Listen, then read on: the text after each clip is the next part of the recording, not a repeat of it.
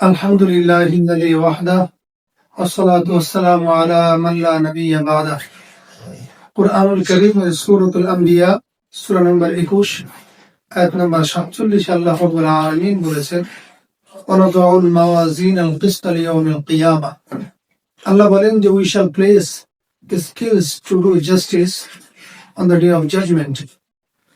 সূরাতুল আরাফ সূরা নম্বর 7 আয়াত নম্বর 8 আল্লাহ তাআলা বলেন ফামান সাকুলাত মাওয়াজিনুহু ফাউলাইকা হুমুল মুফলিহুন. As for those whose scales are heavy, they will be the successful ones. এই দুইটা আয়াতের মাধ্যমে আমরা জানলাম যে কিয়ামতের ময়দানে যার ওজনে আল্লাহ তাআলা যে ইনসাফের দাড়িপাল্লা প্রতিষ্ঠিত করবেন, এই দাড়িপাল্লায় যার আমলনামার ওজন, নেকির ওজন ভারী হয়ে যাবে, তারা সকল কাম আল্লাহ তাআলা তাদেরকে জান্নাত দান করবেন।